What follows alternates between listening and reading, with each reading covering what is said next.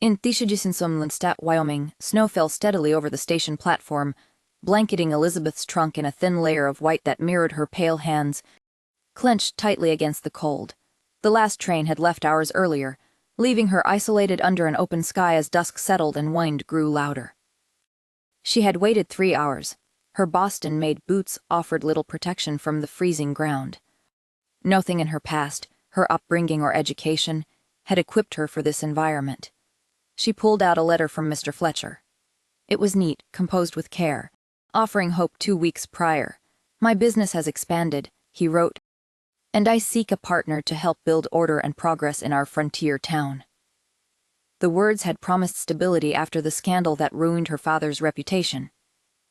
Their exchange suggested mutual respect and shared ideals. Wolf Creek seemed destined. Her brother William was held there, though his last letter had been unreadable. Desperate. "They won't let me out until..." Elizabeth pushed the thought aside. She was meeting her future husband. 2 months earlier. She stood in a ruined study, eviction papers in hand, grief still sharp from her father's death. Creditors moved swiftly within days. She lost both home and job at the Boston Ladies' Academy, her only income stripped under claims of moral failure. Then came an bride sought by established businessmen in Wyoming Township, requires women of good character and education. It arrived just as hope faded.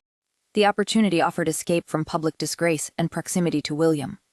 She saw it as inevitable.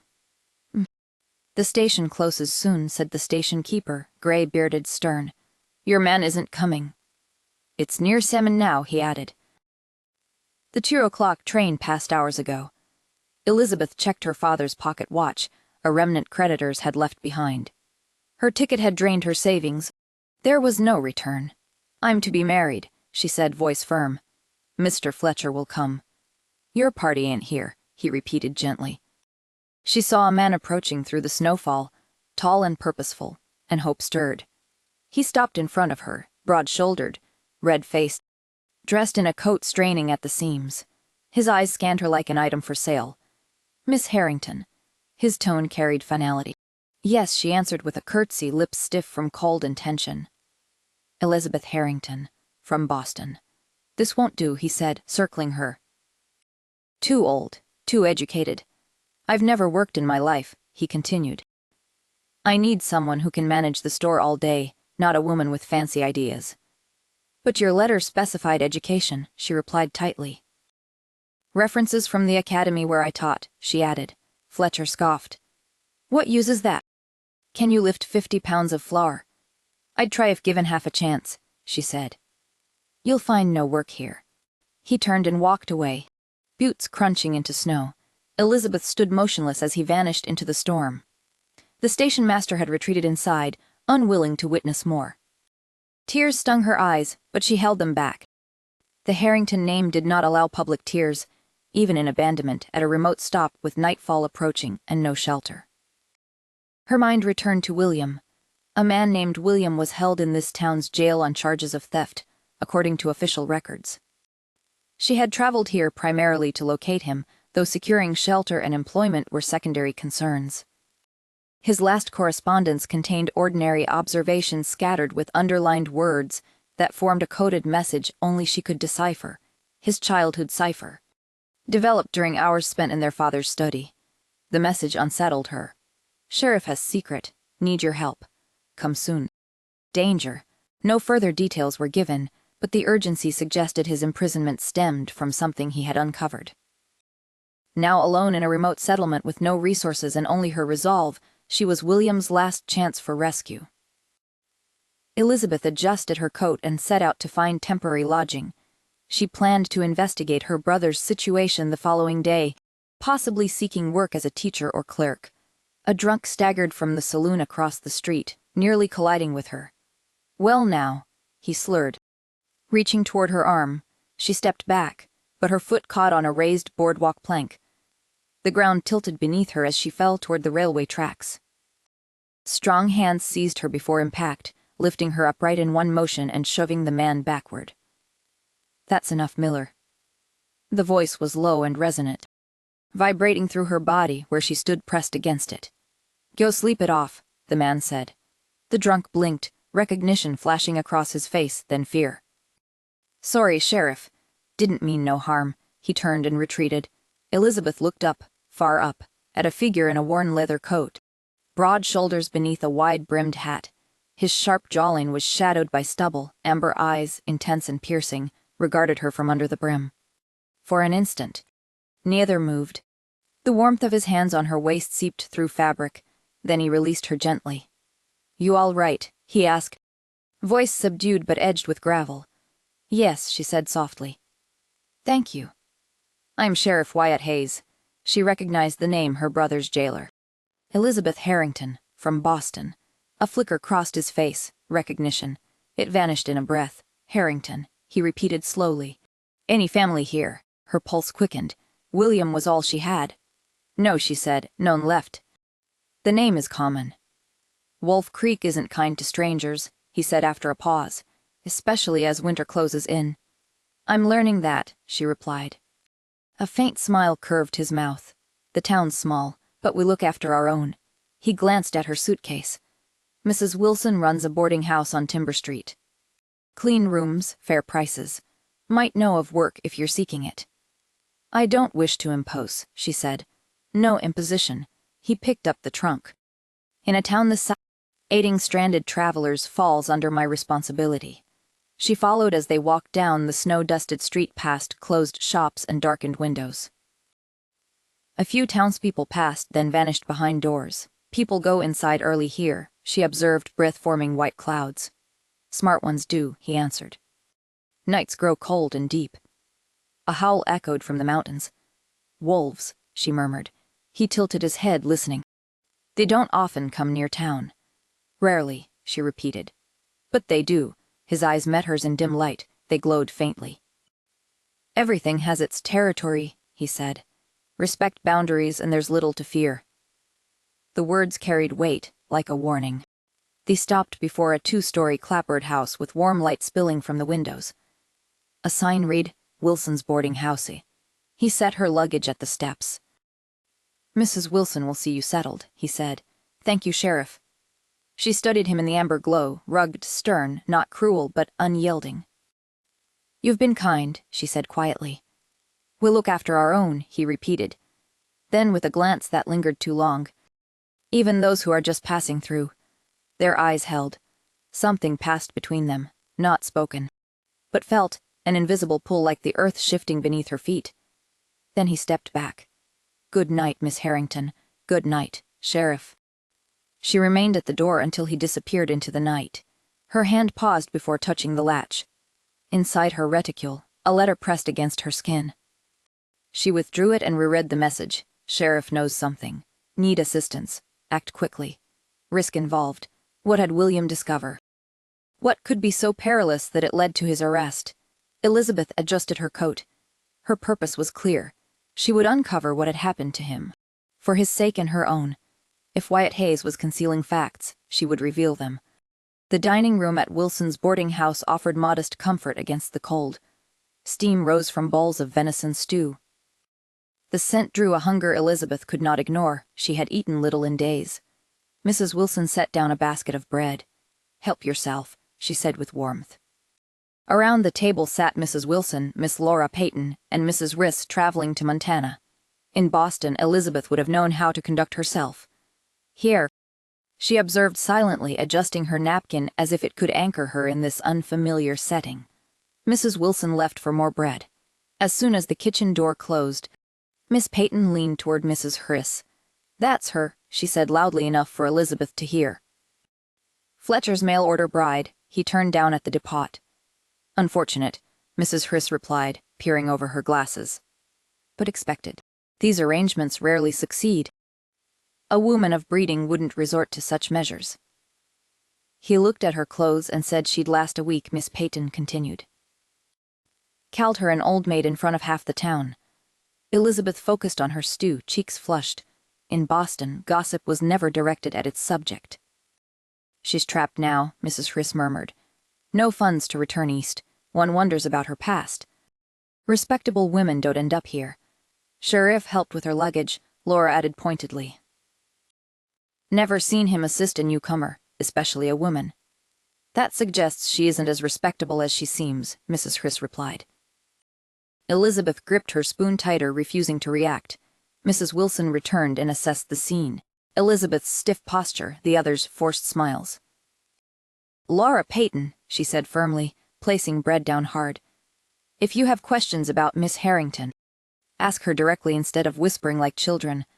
Laura flushed. "I was only recounting what happened, something Miss Harrington experienced, and doesn't need repeated." "You're right," Mrs. Wilson snapped, then softer. "Forgive us, dear. Small towns operate on rumor the way cities run on fuel. No ill intent." Elizabeth nodded. "I understand curiosity about newcomers." Laura recovered quickly. "Since you insist on directness, what brings a Boston woman to Wolf Creek?" "There are plenty of matches nearer home." The question struck hard. In her former life, such inquiry would have been unthinkable. "Laura," Wilson began sharply, but the redhead shrugged. "You told me to ask directly." Elizabeth dabbed her mouth with a napkin, buying time. "My circumstances in Boston changed abruptly. My father died. I needed a new beginning." "A teacher," Mrs. Wilson interjected. "Miss Harrington taught at a ladies' academy.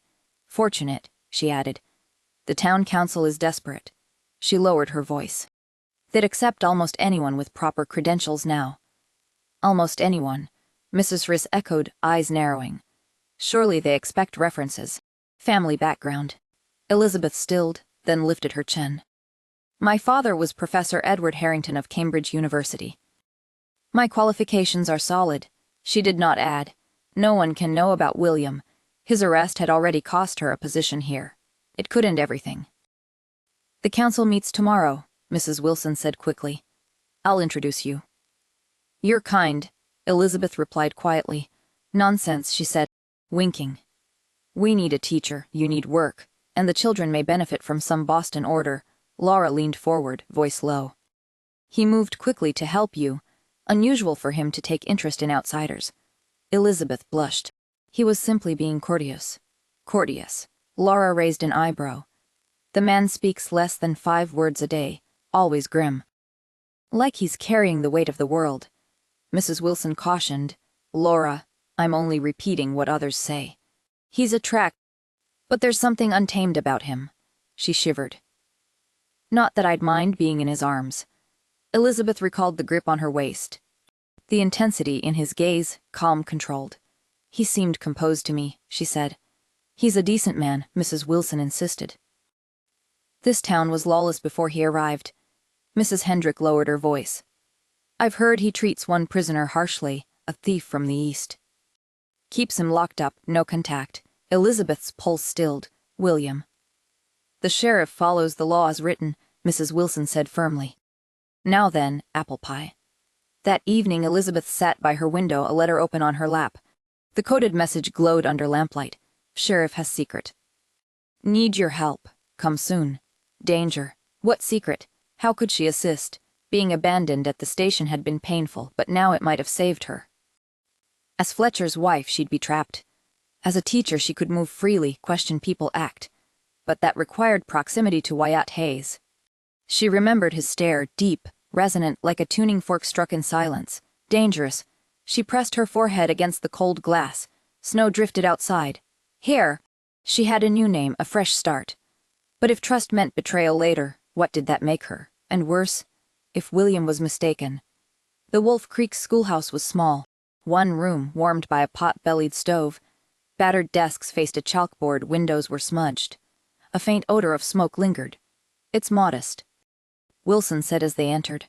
"But it'll do." "With effort, it could work," Elizabeth replied, removing her gloves and inspecting a shelf of books. The town council had hired her that morning. Her credentials outweighed skepticism. By noon, she was officially the teacher. At Thietzit, she stood before 28 students. Ages 5 to 16. Most looked guarded. A few appeared disengaged. "Good afternoon," she said. "I'm Miss Harrington." A red-haired boy smirked. "Until you leave like Miss Barnes did." "That remains to be seen, Mr. Thompson." "Ah, Billy Thompson, the arsonist." "I haven't met a cattle driver who interests me," she said. "So I expect to stay a while." "Let's begin with an assessment." It became clear the education was inconsistent. Older boys struggled with reading, younger ones had little instruction. One child stood out, a girl with brown eyes and 2 braids. She answered every question. "Miss Harrington," she asked during geography, "is it true Boston is by the ocean, with real ships?" "Yes, Clara. Ships come from everywhere." "Did you see a sea monster?" Billy snorted. "There's no such thing." "There aren't any such things," Elizabeth corrected. "And we don't insult each other." Clara persisted. "What about wolves? Does Boston have them?" "Not in the city," Billy said with a grin. "We've got plenty here. They eat little girls who ask too many questions." "They don't eat people," Clara insisted. "Only the wild ones might." Laughter erupted. "Clara believes in werewolves," a girl declared. "My pa says she's touched in the head." Silence fell. Elizabeth clapped. "We respect all opinions. Let's continue." By day's end, Elizabeth was drained. As students left, Clara lingered. "Miss Harrington." "Yes." "Do you think I'm touched in the head?" Elizabeth knelt. "No?" "You're imaginative and bold, rare qualities." Clara glanced around, then leaned close. "I saw a wolf man in the woods behind my pa's cabin." Elizabeth blinked. "You did? What was it like?" "Big. Bigger than any normal wolf. Its eyes glowed yellow, like honey." "Amber," Elizabeth thought, a chill rising. "It didn't hurt me," Clara added. "Just watched." "Some say the sheriff knows where good afternoon. You've accepted the teaching post." He stood without his hat. A strand of dark hair fell across his forehead. Unruly. Out of place. Word spreads fast in Wolf Creek. Small communities have no privacy. They walked side by side through snow-covered ground, boots crunching softly. After a pause, the sheriff said, "People from cities usually leave quickly." "Too quiet," he added. "Too isolated." "I'm not most people," Elizabeth replied. They stopped at the crossroads, her lodging to the right, the jail to the left. Her eyes drifted toward it automatically, the sheriff noticed. "Something about the jail interests you?" he asked. She forced a smile. "Just my brother's claim that you're hiding something." She steadied herself. "I'm curious," she said. "Laws in Boston differ." "Yes. Everything here is different," he replied, tone distant. "We follow older rules, territory survival. Protection of what belongs to us." "Is that why you became sheriff?" she asked. "To protect something," he answered quietly. "I never had much that belonged to me. The town took me in, it gave me purpose. Sometimes belonging is enough." At Mrs. Wilson's gate, he stepped back and doffed his hat. "Good evening, Miss Harrington." She watched him walk away, pulse rising. In her room, a letter from William waited. Sheriff has secret danger. But another thought emerged stronger now. What if William was mistaken? 6 weeks in Wolf Creek had taught Elizabeth Harrington practical things. How to manage a wood stove without smoke blinding her, which hallway floorboards groaned. And how to stretch butter. Most important, she learned that acceptance does not equal belonging. "Good morning, Miss Fancy Boston." Peterson called from the general store. The tone was friendly, but the nickname stayed. No matter how much she changed her speech or clothing, she remained an outsider, useful perhaps, but never one of them. "Good morning, Mr. Peterson," she replied with practiced calm. "Eddie mail." "Nothing for you," he said. "Stage is delayed due to weather." She nodded, hiding disappointment. 3 letters sent to Cheyenne prison had drawn no response. Snow crunched underfoot as she walked toward the schoolhouse. February had buried Wolf Creek in storms, leaving it frozen and stark beneath a heavy gray sky. Ahead, a tall figure emerged from the sheriff's office, broad-shouldered, unmistakable. Her pulse quickened. She had prepared multiple reasons to speak with Wyatt Hayes: school regulations, child safety, territorial history for lessons, all designed to gain trust and access to her brother in jail. Each effort failed similarly: polite nods, restrained warmth, clear withdrawal when she mentioned the prison or inmates. "Best be on your way," he'd say. "Don't let me delay you." 6 weeks passed with no progress. Worse, her resolve weakened. Her interest had blurred into something deeper. His rare smiles lingered in memory. His voice stirred unease. She hesitated when she should act. Most troubling doubts about William's warning. Wyatt was firm but fair, respected, not feared.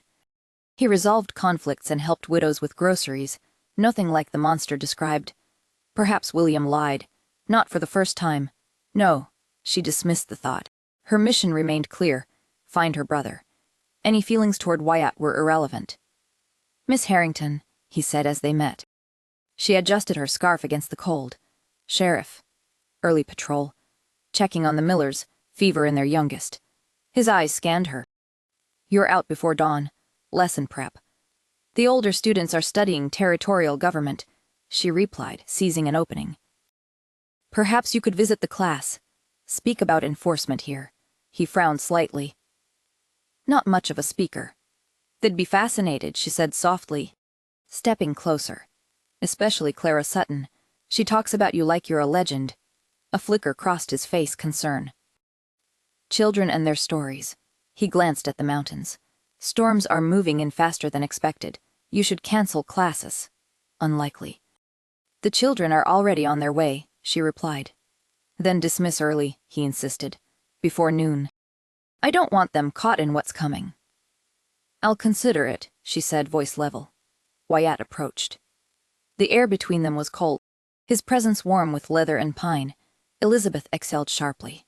"Elizabeth." His voice was low, deliberate, a promise of something unspoken. Early dismissal. She felt the shift in him, urgency, restraint. He raised a hand, then let it drop. "Good day, Miss Harrington." He walked away. She watched until he vanished into the storm, frustration mixed with something sharper. 6 weeks had brought no clarity, only deeper attachment. "Where wolves don't exist," Billy Thompson declared. Elizabeth looked up from assisting a student. Clara sat rigidly at her desk, face flushed. "They do," she insisted. "I've seen one." The classroom erupted in laughter. Discipline had improved over 6 weeks, but not the students' defiance. "That's enough," Elizabeth said firmly. Wind rattled the building outside. "Return to your exercises." "But Miss Harrington," Clara pressed. "They're real. Sheriff Hayes knows. That's why they don't attack our animals like in Riverdale," Billy scoffed. "Hayes doesn't believe fairy tales. He just shoots them." "He doesn't need a gun," Clara snapped. "He talks to them. I've seen him at night. Wolves obey him." The room fell silent. Elizabeth's pulse quickened. Was this what William had found? "No, just a child with imagination," she said. But the conviction in Clara's voice lingered. "Clara," she asked gently, "what did you see?" "I didn't see anything," Billy interrupted. "She's lying." "She shouldn't be out at night." "She's not," Clara cried, voice breaking. "You'll see. I'll prove it." The rest of the day passed in quiet tension. Clara kept her head down. At 3 the bell rang. Children hurried into coats, eager to escape the storm. Straight home, Elizabeth called, no detours. Clara left first, shoulders tight. Elizabeth watched until the last figure disappeared into snow. Then she began cleaning. The door slammed open behind her. John Sutton stood in the doorway, snow on his coat, face twisted with panic. Whiskey clung to him even from across the room. "Where is she?" he demanded. "Where's my Clara?" "She left an hour ago," Elizabeth said, voice steady. "She didn't return." "I thought she stayed for the storm." "No," Elizabeth replied, heart pounding. "She left right after." She stopped. "After what?" "An incident," she admitted. "The children mocked her about wolves. She was upset." His expression darkened. "Those stories again." "Since her mother died," his voice cracked. 2 years and still not over."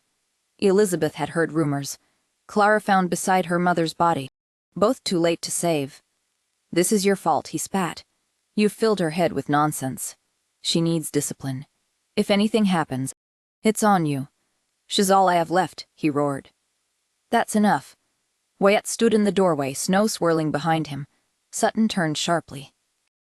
"This teacher—" "I said enough," Wyatt cut in, voice sharp. "Your daughter is missing. Blame won't help." Sutton sagged. "I can't lose her too." Elizabeth stepped forward, touched his arm. He trembled beneath her hand. "We'll find her," she said softly. "She's smart. She believes what she told me about the wolves." "I never listened," he whispered. "Just told her to grow up. Maybe if I—" "You're here now," Elizabeth said. "That matters." He nodded, grief giving way to resolve. Wyatt spoke first. The forest. That's where she'd go, Sutton said. They moved into the storm, Sutton shouting his daughter's name, alternating with apologies. The sheriff's office came into view, light glowing through snow. Inside, Wyatt studied maps marking sectors. He looked up as they entered. "Clara's gone," Elizabeth gasped. "She left after the argument. We think she went into the forest." A flicker in Wyatt's eyes, not shock but recognition. "How long?" he asked, pulling on his coat. "Less than an hour," Elizabeth said. "She'll freeze," Sutton cried. "We'll find her," Wyatt said, to John.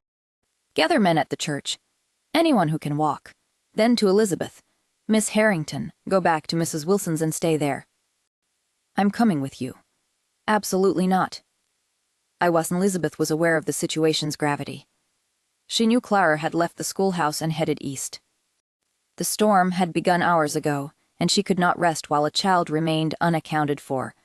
Her resolve was clear: she would assist in the search. Wyatt stood before the group at the church entrance, his coat dusted with snow.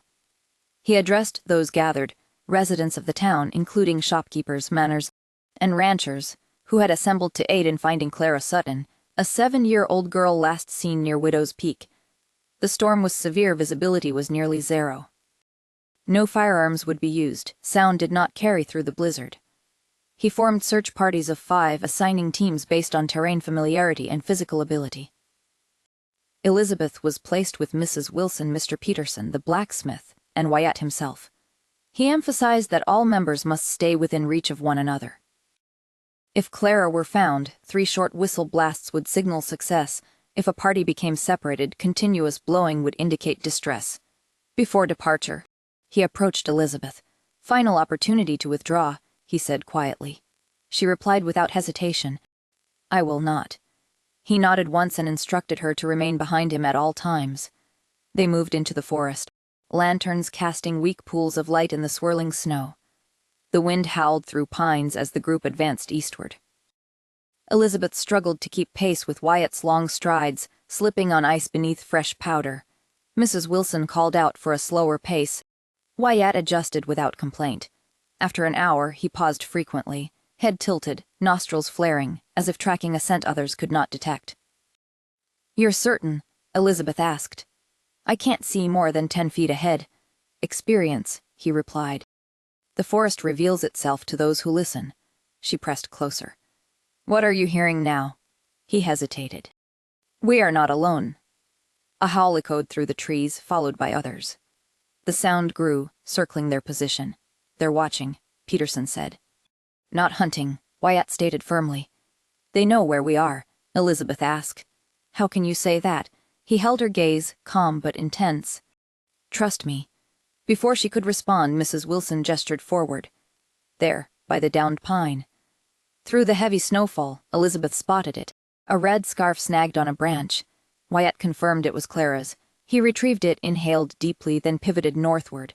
"She's near." "This way." They advanced faster, driven by urgency and caution. The howling intensified, trees closed around them, dense and ancient, forcing them into single file. Elizabeth's legs burned, but she kept pace. Wyatt stopped, raising a hand. "Listen." At first only wind, then faint sobs. "Clara," Elizabeth called. "It's Miss Harrington." The crying paused, then a thin voice replied, Miss Harrington, I'm here." They rushed toward the sound and found Clara in a shallow ravine beneath an overhang. Pale-faced, lips tinged blue but alive. Elizabeth climbed down and pulled her into her arms. "What were you thinking?" she asked. "I saw them," the girl whispered.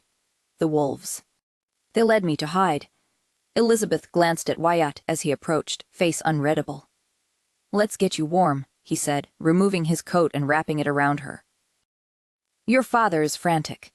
"They weren't like other wolves," Clara insisted. "Bigger, and their eyes." "Hush now," Mrs. Wilson interrupted, handing her a flask of medicinal brandy. "Drink this." Clara took a sip and winced. Wyatt blew 3 sharp notes on his whistle, the sound cutting through the storm. "Can you walk?" he asked. She shook her head. "My ankle, I fell." He lifted her without effort, holding her securely. "I've got you. You're safe." They began the return journey. Elizabeth watched as Wyatt adjusted his pace and murmured to Clara, careful not to jostle her injury. They were watching over her, Mrs. Wilson said quietly beside her. Not hunting, guarding. Elizabeth hesitated. That's impossible. The word felt weak. The older woman smiled faintly. These mountains hold secrets. Some things don't fit city logic. Ahead. Clara spoke again above the wind. They listened to you before, didn't they, Sheriff? That's why they left me alone. Wyatt replied softly, too low for Elizabeth to hear, but her smile widened through tears. Then she noticed the howling had ceased. Not faded, stopped. The moment Clara was found, yet she sensed them still present, unseen in the trees. Sheriff has secrets, Williams had said. She shivered. The town hall glowed with light and sound. Laughter spilled from open doors into the night. Rare celebration for Wolf Creek, especially in winter. Clara's return had sparked a spontaneous gathering. A fiddle and harmonica appeared. Dancing broke out in the center of the room. Elizabeth stood near the wall, watching John Sutton spin a laughing Clara in slow circles. A remarkable change, Mrs. Wilson remarked, joining her with 2 mugs of cider. Haven't seen him smile like that since Martha died. Elizabeth accepted the drink. Losing something makes you value it more. True. Miss Wilson studied her. You look drained. No one would blame you for leaving early. She did feel exhaustion, muscles aching, mind numb from cold and stress. Yet she hesitated, scanning the room. Wyatt was absent. You're right, she said finally. Please excuse me if asked. Mrs. Wilson patted her arm. I'll say our hero teacher needed rest. Her words warmed more than the setter had. After 6 weeks as outsider, this was the first time she felt accepted. Outside. Cold air stung her cheeks after the warmth of the hall. She pulled her cloak tighter and paused to take in the snow-covered town, glistening under moonlight like crushed crystal. She'd gone half a block when she felt it, eyes on her. Wyatt stood a few paces behind, tall against the night. Sheriff, she said, breath visible between them. Miss Harrington. He approached slowly. You left early. So did I. His expression remained neutral, but his posture shifted slightly. I thought I'd see you home. I can walk 2 blocks unassisted. I know that, he grunted. She resumed walking. He fell into step beside her without prompting. She stopped walking as they reached the street leading to Mrs. Wilson's boarding house. You're upset with me, she asked. Not upset, he replied, tone restrained. Worried. There's no reason. I made it through the day without harm, she said. By chance, he countered, voice sharpening. What you did was courageous but unwise. Elizabeth halted. A child vanished in a snowstorm. Would you have had me stay indoors while others searched? I would have kept you safe. The force in his words caught her off guard. The forest at night is not suitable for someone like you. A Boston woman, she interrupted. I'll scream if you say it again. This isn't about origin, he said. Wyatt stepped closer, silhouetted by moonlight. Do you know what it felt like watching you go into that storm? Her posture stiffened. What did it feel like to you? I didn't need your approval. It wasn't about approval, he growled, closing the gap between them. I hate seeing you risk yourself. The assumption stunned her. How can you claim authority after 6 weeks? 6 weeks is sufficient, he said, eyes darkening. 6 weeks of feeling haunted by your presence. 6 weeks of suffering something I cannot name or control. Her breath faltered. She had believed his concern stemmed from duty. Now she saw it differently. You act as if I've bewitched you, she said, voice taut. I haven't been enchanted, he replied calmly. You have. One hand rose to the gate beside her head, sleeve brushing her cheek. Your arrival here, your face every morning, your eyes, has become a torment even knowing you're not meant for me. What do you mean? She whispered, unable to stop herself. A grim smile touched his lips. You think I wouldn't recognize William Harrington's sister? She gasped as he leaned in slowly. His breath near her neck, he inhaled deeply. The same blood flows through you. Your scent betrays it. Elizabeth froze, shock spreading through her. That's impossible, she said, pulling back. You're saying we smell alike. That makes no sense. He breathed again, nostrils flaring slightly. Bloodlines carry more than appearance. You bear his scent, though yours is sweeter, stronger. The warmth of him and the cold air weakened her resolve. "You're crossing a line," she said, barely audible. "I know," he admitted, voice low and thick. "God help me, Elizabeth. I've tried to keep distance. But today, watching you endangered, I don't care about your safety anymore." Her anger flared. "You are the most domineering, arrogant man I've ever met. And you," he growled, "are the most reckless woman." His gaze darkened, then his mouth claimed hers with sudden force. Elizabeth froze, her first kiss taken in silence by the man she should avoid. For a moment, breath failed her. Then instinct surged, her hands gripped his shirt, pulling him closer instead of pushing away. The risk, the violation, it meant nothing against the power of his touch. Wyatt broke away abruptly, breathing heavily. "I shouldn't have," he whispered. "Forgive me. It won't happen again." Elizabeth touched her lips. Years of propriety had not prepared her for this. "Good night, Miss Harrington," he said, stepping back into shadow. She watched him disappear before she could speak. As she turned toward the door, a wolf howled in the distance, lonely sharp, echoing through the night. A month after Clara's rescue, Wolf Creek had shifted from wary tolerance to open acceptance of Elizabeth. The change was subtle but widespread. Shopkeepers reserved special goods for her. Families invited her to meals, even Billy Thompson presented her with a carved wooden apple. "This isn't impressive," Mrs. Wilson remarked as Elizabeth arranged wildflowers in the parlor vase. "But this town changes with the seasons, cold and distant in winter, warm and welcoming when spring arrives." Elizabeth smiled, adjusting a sprig of mountain bluebell. "I never expected to feel so settled here." A child's rescue proved significant, the elderly woman said. "You've earned your place among us." Among us. The words brought comfort but also confusion for Elizabeth. Her arrival in Wolf Creek was driven by a need to learn why William had been imprisoned. That purpose began to shift as she grew closer to the town and its residents. One exception remained, Sheriff Wyatt Hayes. Since that night near Mrs. Wilson's fence, since their kiss that continued to surface in her thoughts, he kept his distance. On Main Street, they exchanged polite nods. His amber eyes gave nothing away. At public events, he stood at a remove from her. If she entered the store while he was present, he left quickly. He avoided her deliberately and completely. That should have relieved her. After all, he knew her true identity and understood her connection to William. Yet after a month with no disclosure of her intent, their silence formed an unspoken agreement. He would conceal her purpose if she stopped pursuing his secrets. The arrangement made sense. Still, the distance left a lingering discomfort. She could not explain it. The school emptied rapidly that afternoon. Children eager for spring warmth followed a long winter. Elizabeth stayed behind, recording grades in her ledger, enjoying the quiet after class. "Miss Harrington." She looked up to see Clara Sutton at the door, face tense with worry. "Clara, I thought you'd gone home." The girl twisted her apron. "Are you sad?" The question surprised her. "What makes you think that?" "You look like P did when Ma died, like you're holding something painful." Clara stepped forward. "Is it because the sheriff no longer comes to see you?"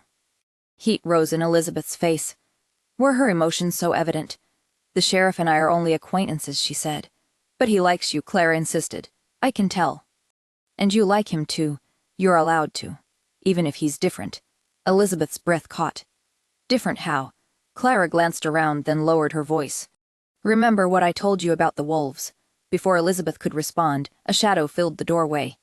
A man stood there, tall, sharply dressed, with cold eyes. Immediate suspicion rose in her. "Excuse me," he said, his tone smooth but out of place in Wolf Creek's rough atmosphere. "I hope I'm not interrupting," Clara retreated. "Can I help you?" Elizabeth moved to block the stranger. "Yes." "Jack Reed," he replied, extending a gloved hand. "Silver Peak Mining Company. I've wanted to meet you." She shook his hand briefly. "A pleasure, Mr. Reed. But I don't understand your interest." "We share a mutual connection." His smile lacked warmth. "Clara," Elizabeth said without looking at him, "your father will wonder where you are. Go now." Once the girl left, she faced Reed directly. "What connection?" "William Harrington," he replied, watching her closely. "Your brother, I assume." Elizabeth's pulse slowed to a cold rush. "How do you know that?" "A small town has its ways," he said dismissively. Secrets emerge when asked correctly. What do you want? All pretense dropped from her voice. Same as you. Justice for your brother and the truth about Sheriff Hayes. I don't know what you mean, she said. Reed smirked. William was working for me before his arrest. Did he mention that in letters? Her hands tightened on the desk edge. He was imprisoned for theft, she countered. That's the official account. He leaned in. We both know it wasn't that simple. And we both know Hayes is not what he appears to be. If you have something to say, do so plainly, she demanded. I'd rather show you. He produced a small envelope and slid it across her desk. Follow these instructions exactly if you want the truth behind your brother's imprisonment and what Hayes is concealing. She did not reach for it. Why should I trust you? Elizabeth sat still after Reed left, eyes fixed on the envelope. She broke the seal and read the note, directions to a forest clearing at midnight. Instructions to mask her scent with pine oil. The details were precise, location, timing, method. It seemed excessive. Yet Reed's tone had been certain. His references to William's role in the sheriff's affairs implying deeper knowledge. She recalled Wyatt's behavior, the close proximity, the attention to her scent. Could it be connected? The note demanded silence and caution. But doing nothing felt worse than acting. That evening, Mrs. Wilson noticed Elizabeth's distraction. You're not yourself, she said. School stress. Just tired, Elizabeth replied. Spring makes everyone restless. In truth, Reed's warning haunted her. Sheriff has a secret. Need help. Come soon. She reread William's letter again, searching for clues. Wyatt. His words about the sheriff, what had he uncovered? And could Reed be trusted? The next day blurred past. That night, Elizabeth watched the moon rise over Wolf Creek, its glow casting long shadows across the town and into the forest beyond. At 3 p.m., she dressed in dark clothes, laced boots, and wrapped a shawl around herself. From under her bed, she took the veil of oil Reed had sent through a child. She applied it to wrists, throat, behind ears. No light allowed. She left through her window, climbed onto the porch roof, dropped quietly into the garden, then moved toward town's edge. The forest loomed ahead, silent and dense under moonlight. At its edge, she paused. Then a figure emerged from the trees, tall, unmistakable in silhouette. Wyatt. He checked his horse, preparing for travel. Late at night. Unusual unless the timing matched Reed's instructions exactly. Was it possible he knew Wyatt would be here tonight? Elizabeth followed at a distance after Wyatt mounted his horse and entered the forest along the trail Reed had specified. She waited until he vanished into the trees before beginning her own cautious pursuit. The night was filled with ambient sounds, small animals moving through undergrowth, wind passing through pine branches. Moonlight provided clear visibility as she kept pace behind him. After approximately 30 minutes, the path split. Wyatt chose the left fork without pause, confirming Reed's prior knowledge of his route. Elizabeth followed despite growing unease. The trail opened into a clearing surrounded by tall pines. Boulders were visible on the northern side, matching Reed's description. She positioned herself behind the largest boulder and observed from cover. Wyatt dismounted in the center. His horse stood still nearby, seemingly accustomed to the ritual about to begin. For several minutes he remained motionless, facing the moon with his head tilted upward, appearing contemplative or engaged in silent devotion. Elizabeth began to doubt her mission when Wyatt started removing his clothing. She watched him take off his shirt, revealing a broad torso and defined musculature shaped by years of physical work.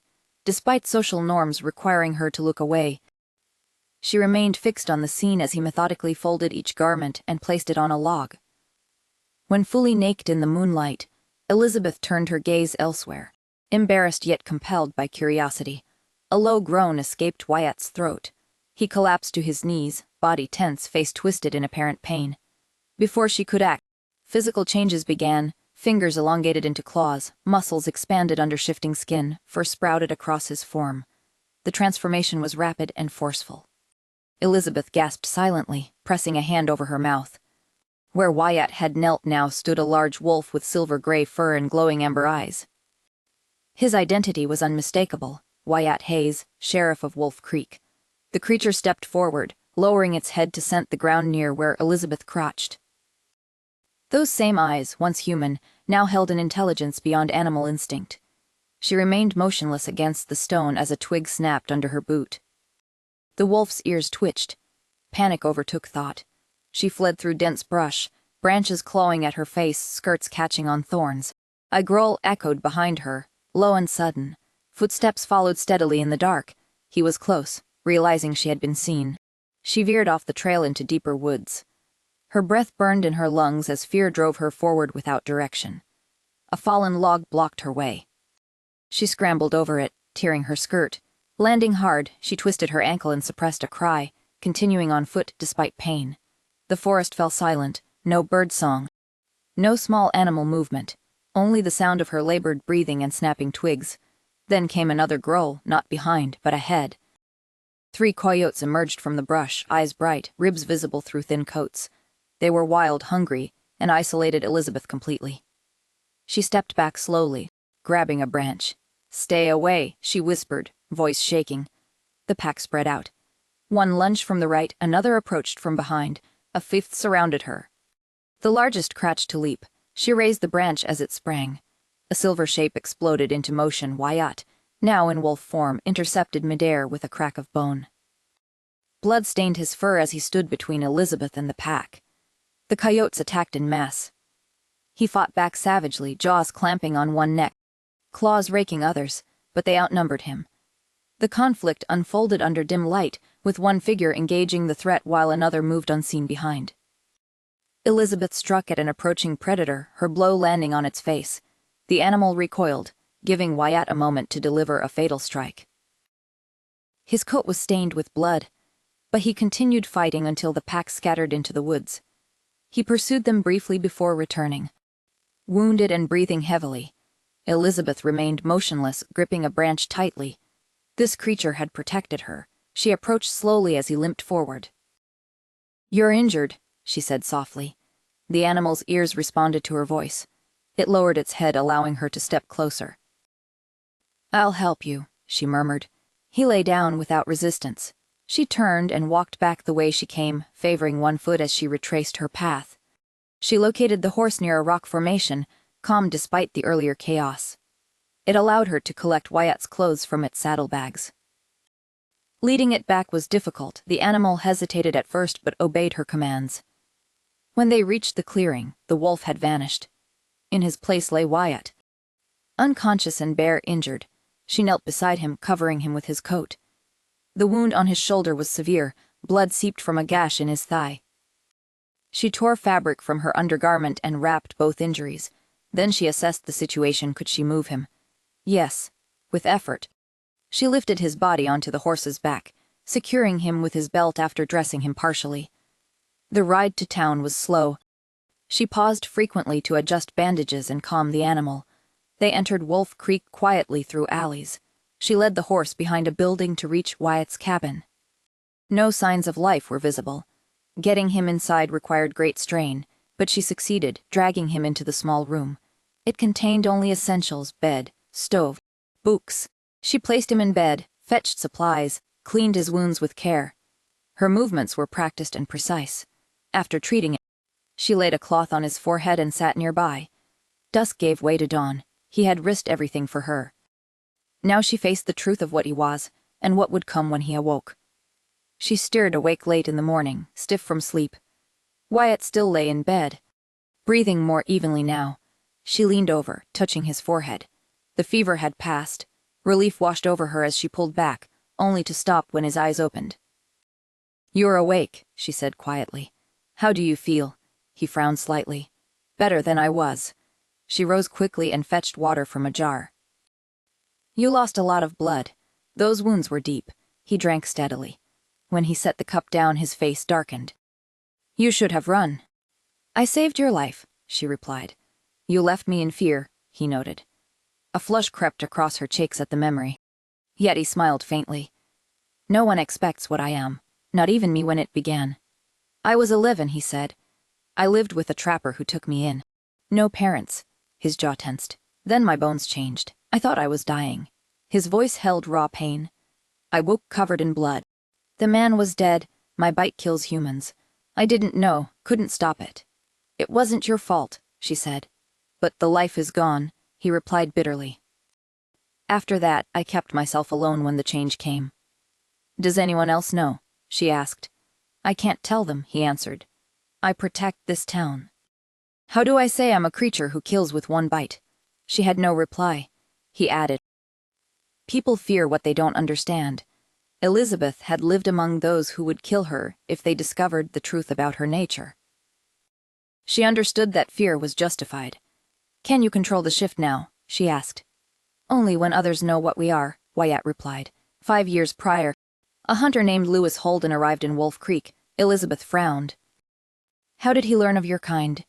He came from a family with knowledge passed down through generations, Wyatt said.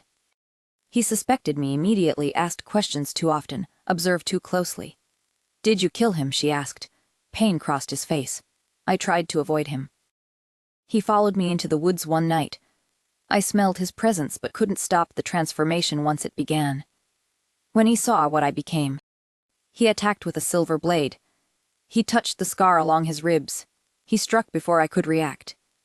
I didn't mean to bite him, but in the struggle, I grazed his arm, just enough. The wound proved fatal. Elizabeth whispered. The bite killed him. Wyatt nodded. I returned his body to town and said a wild animal had attacked us both. Technically, I wasn't lying. That was not the end, he added. Holden had been with another man, Jackson Reed, who came back days later, found his friend dead, and heard Wyatt's story.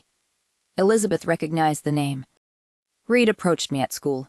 He knew too much about you. When did he reach out? She asked. The day before I followed you into the forest, Wyatt said. Reed has been tracking me since Holden died, he continued. His goal is to finish what his partner started. You think Reed sent William to investigate me? She said. He's continuing the hunt using others as tools. Wyatt's voice turned sharp. What happened with William? Wyatt exhaled. Reed hired him to search for a wolf man in the area. He filled William's mind with tales of monsters among humans. The boy was young and desperate for work. William followed me, saw what I am, he said. But instead of confronting, he broke into the assayer's office and stole silver. I caught him. He faced charges for theft and burglary. But I held him longer than necessary, had him moved to a territorial prison to prevent him from spreading his knowledge. Silence followed. So you admit it was unjust? Elizabeth asked. I was afraid, Wyatt said. Afraid of what would happen if the town learned the truth. These people, their trust, their safety are everything I've had for decades. But fear makes good people turn violent. Once suspicion spreads, there's no stopping it.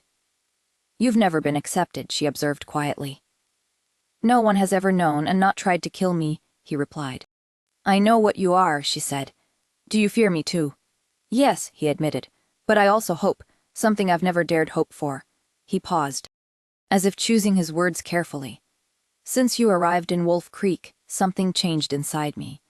From the moment you stepped off that train, a part of me responded, not just my human self, but the wolf within.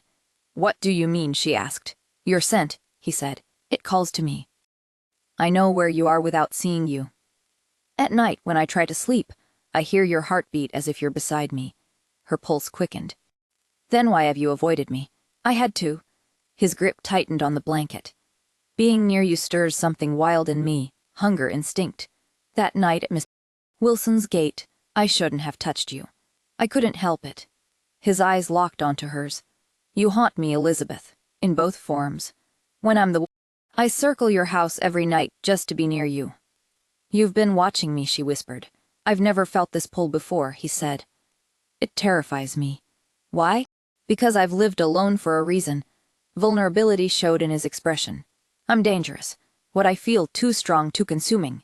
The wolf wants to claim you. And I, he broke off. And you, she asked. Elizabeth approached Ms. Wilson outside the boarding house an hour after leaving Wyatt Hayes' cabin. You're late, the older woman said, eyes narrow with concern. I thought you'd been taken by the night. I need to cancel classes, Elizabeth replied. The sheriff was hurt, hunting accident. Mrs. Wilson raised a brow. Hunting. That's convenient.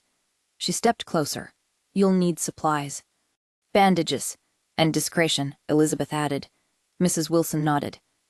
Billy Thompson's mother will bring stew. You look after the sheriff. Elizabeth turned to leave, but paused at a movement across the street, a figure slipping between buildings. She quickened her pace toward the general store when a hand covered her mouth and pulled her into an alley. "Don't make a sound," Reed growled. Gun pressed to her ribs. "One noise and I put a bullet in your chest." She struggled briefly before he released her grip.